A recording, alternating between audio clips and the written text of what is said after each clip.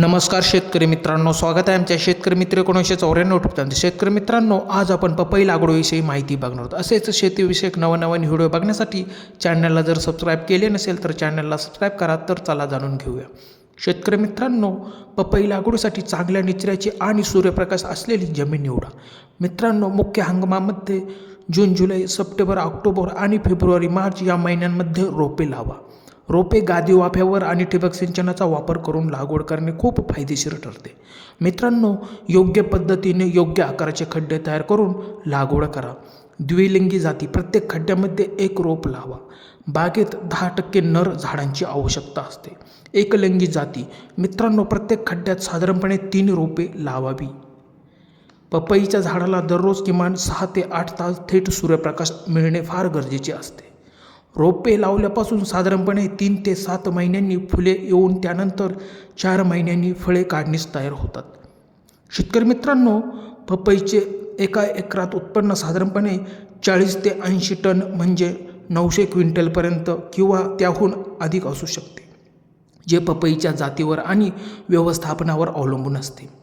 एकरी सुमारे 2250 रोपे लावल्यास प्रतिवर्ष सुमारे 900 क्विंटल उत्पादन मिळू शकते, ज्यामुळे मित्रांनो 4 ते 5 लाख रुपयापर्यंतचे उत्पन्न मिळू शकते. प्रत्येक फळाचे वजन साधारणपणे 1.5 ते 3 किलो असू शकते. एका झाडाला सुमारे 40 ते 50 फळे येतात. पपईच्या जातीनुसार योग्य लागवड पद्धती आणि खत व्यवस्थापन करणे खूप गरजेचे असते. लागवडीसाठी लागणारा प्रति एकर खर्च साधारणपणे 1 ते 1.5 लाख रुपये असतो. पपईचे लागवडीपासूनचे अंतर 1.8 मीटर असते. मित्रांनो, लागवडीच्या आधी कुजलेले शेणखत टाकणे खूप गरजेचे असते.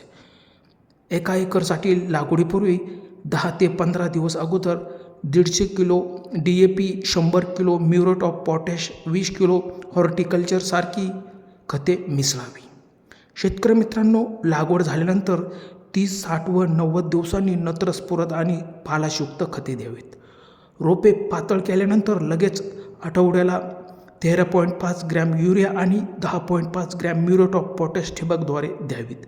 लागवडीनंतर 3 ते 4 महिन्यांनी सुपर फॉस्फेट 300 ग्रॅम तर 2 महिन्यांनी जमिनीत मिसळा.